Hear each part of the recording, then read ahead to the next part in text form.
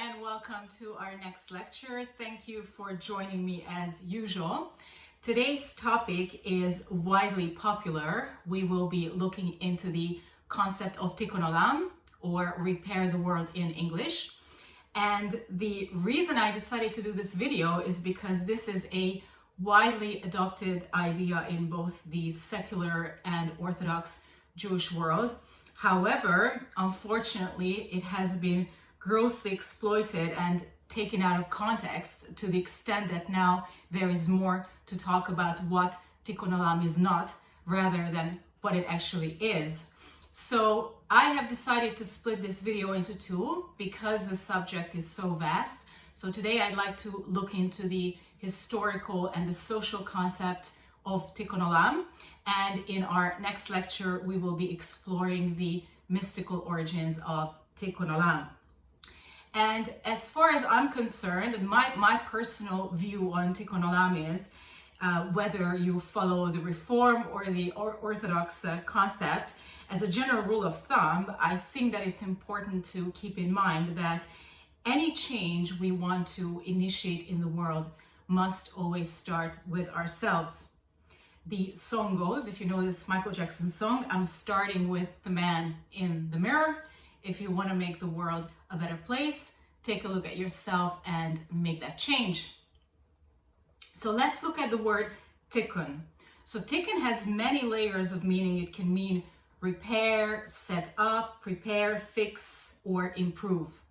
So because we have this layer of meaning that is improvement, fixing the world therefore implies not only repairing that which is broken, but also improving it to the point where it can be set up for its ultimate purpose. That is the purpose of the creation it takes place in. So the word olam, which mostly refers to the word world, it has a more ancient meaning, which in older Hebrew, which is all the time or forever, but it also has a connotation of hiddenness.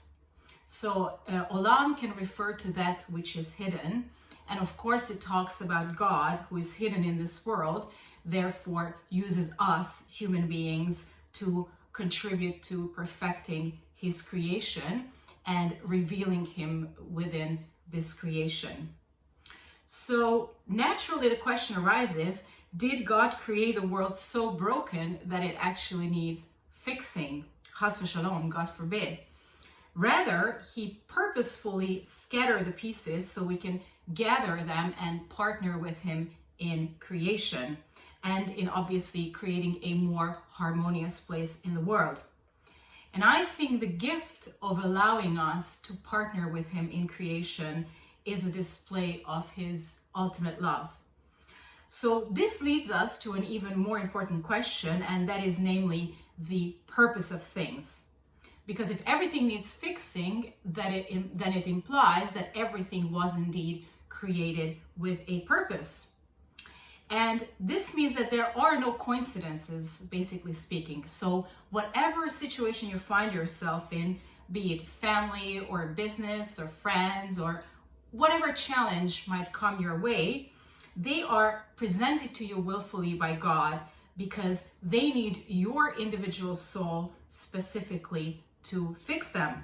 And this fixing we can do by thought, speech, or action. So when we look at things from this point of view, then we understand that every struggle ultimately leads us only upwards towards our destiny. So only with our soul and each and every soul completing its mission can the world be considered complete indeed. Now, the concept of tikkun olam, the history of this idea, is rooted in Genesis, because we need to know that the world is indeed good. God did not create a world that wouldn't be perfect.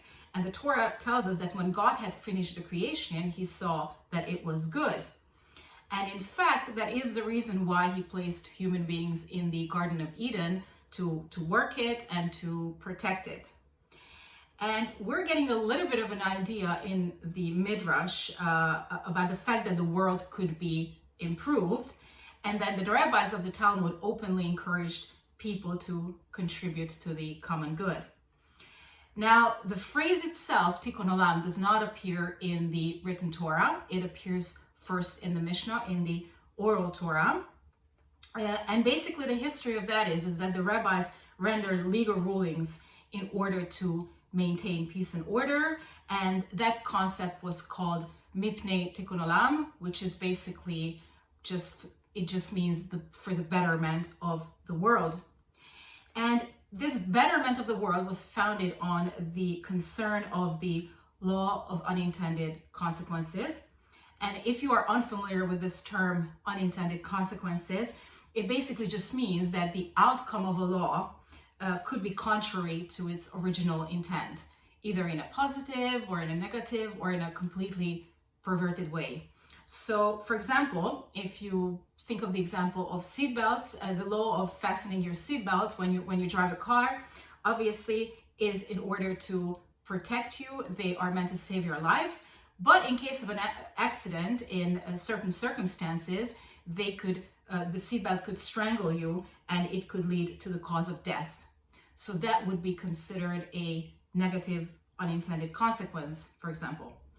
So the rabbis put in place these practical legal measures in order to improve social conditions.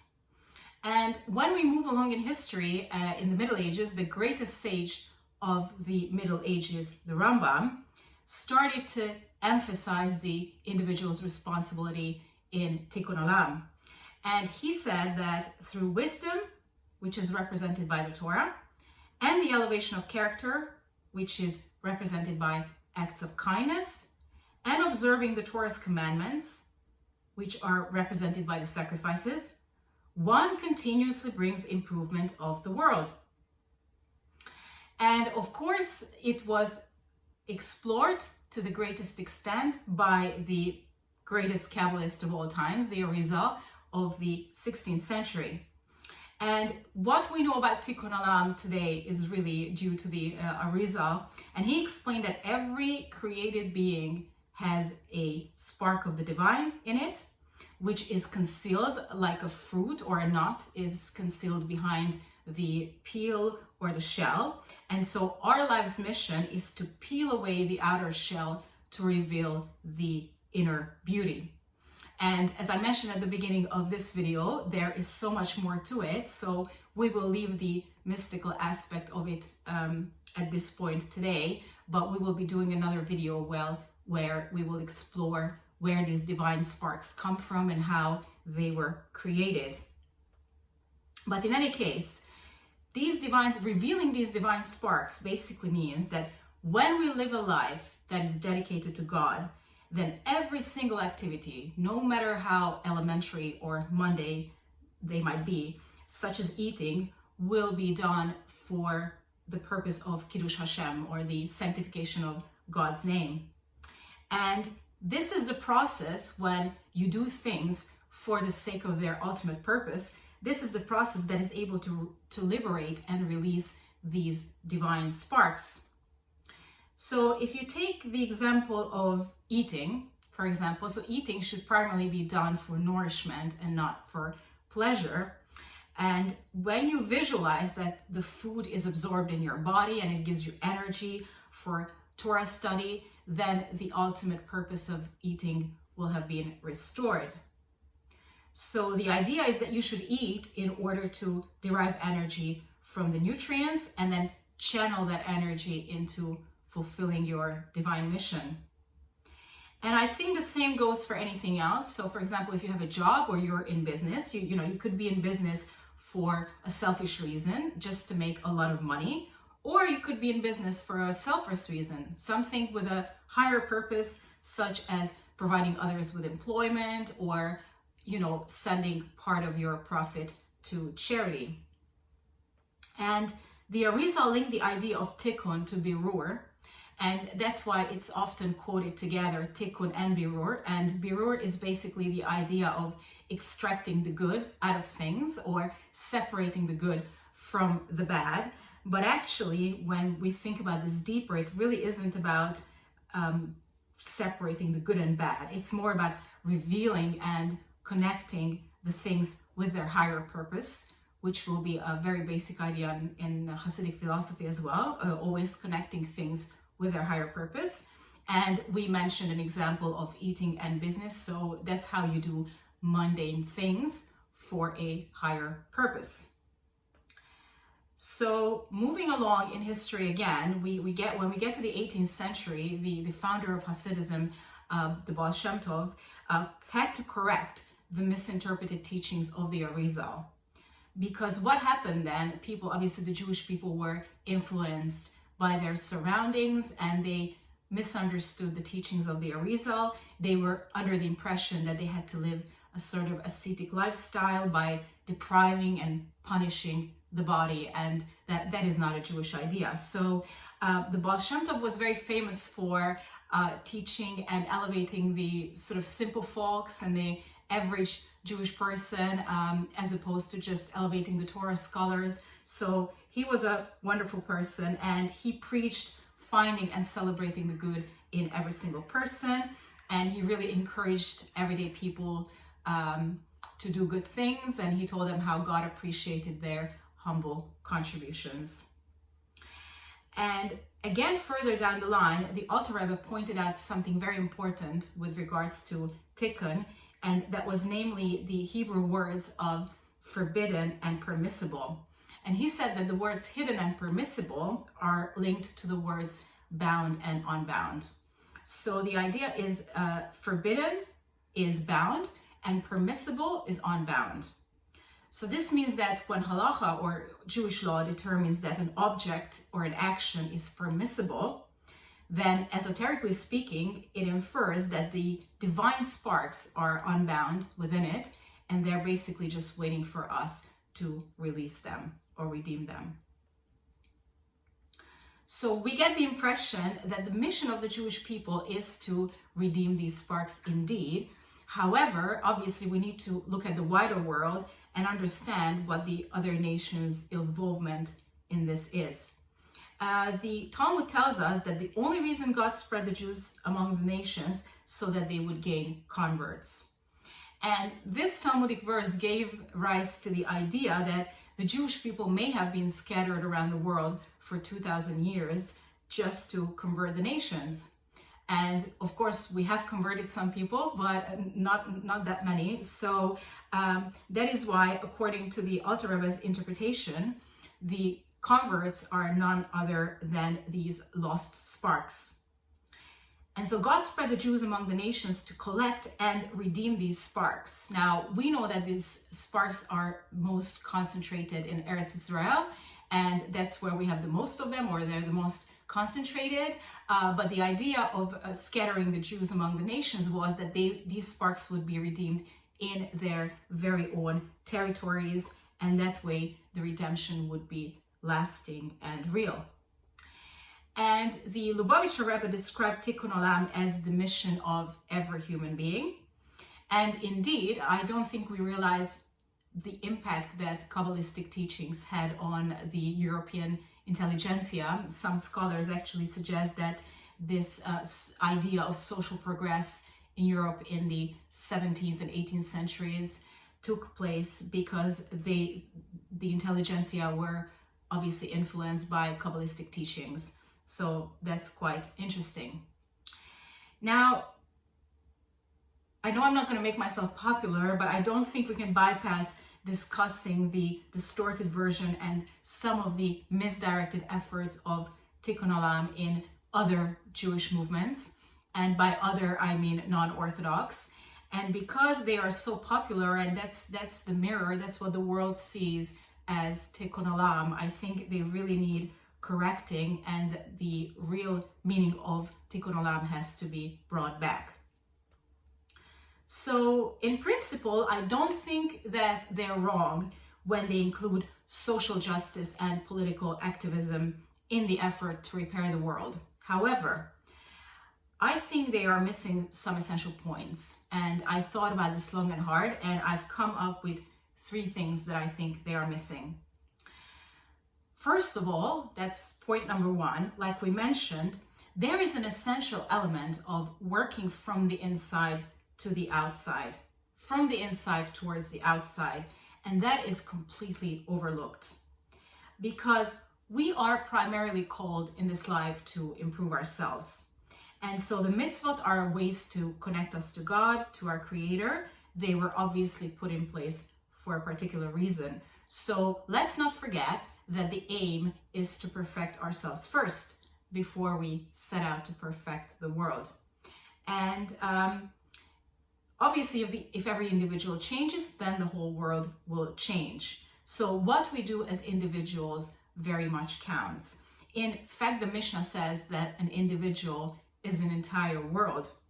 And so every mitzvah that is prescribed in the Torah is an essential element of tikkun olam.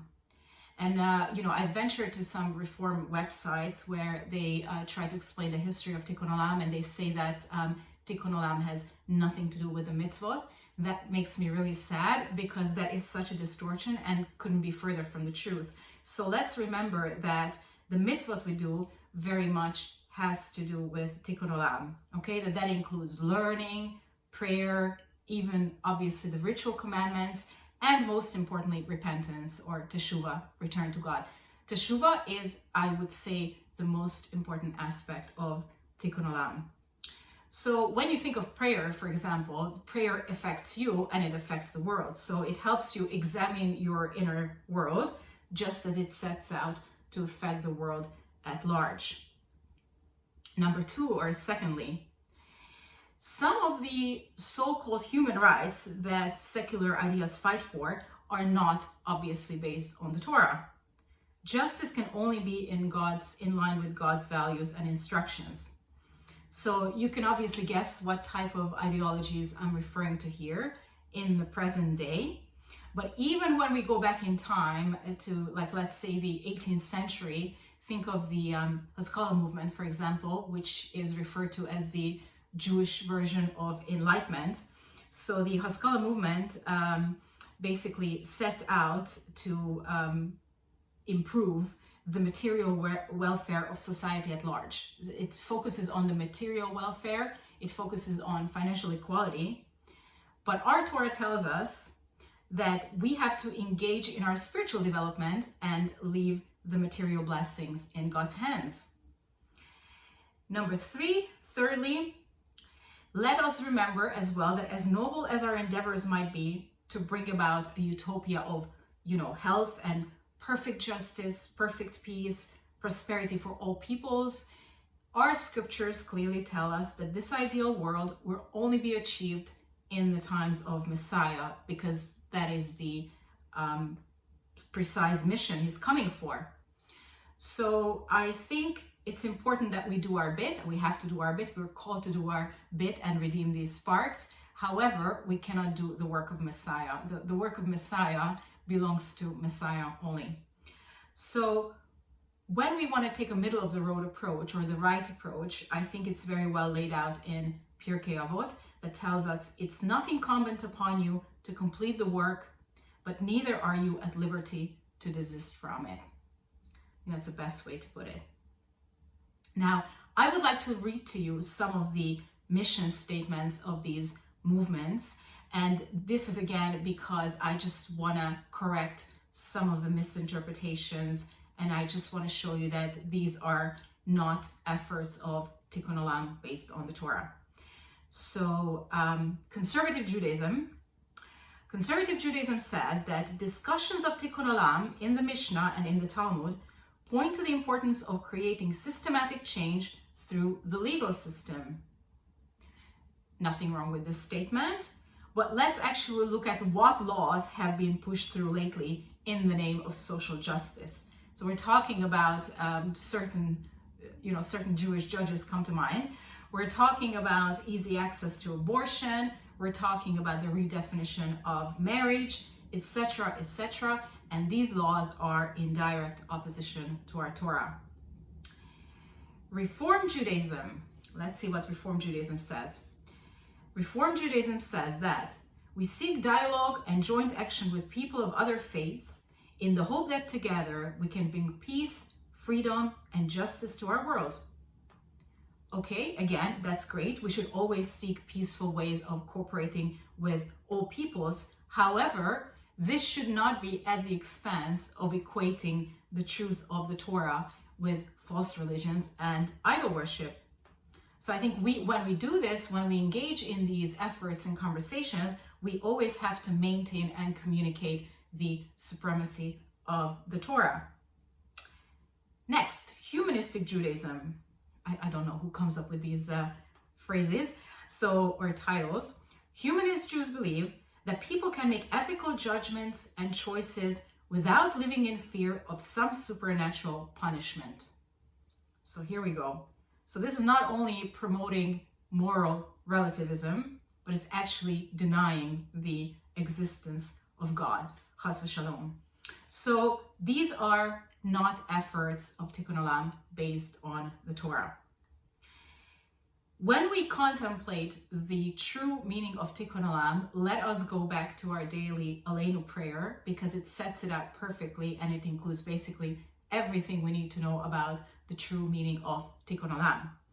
So it says that, and you shall know today and take to heart that Adonai is the only God in the heavens above and on earth below. There is no other. Therefore we put our hope in you, Adonai our God, to soon see the glory of your strength, to remove all idols from the earth, and to completely cut off all false gods, to repair the world, your holy empire, and for all living flesh to call your name, and for all the wicked of the earth to turn to you. May all the world's inhabitants recognize and know that to you every knee must bend and every tongue must swear loyalty. This is a wonderful prayer, and as we can see, the ultimate reparation or redemption of the world will only be complete with all the wicked turning away from their sins, all the nations acknowledging the one true God as their God, and all the idols being destroyed.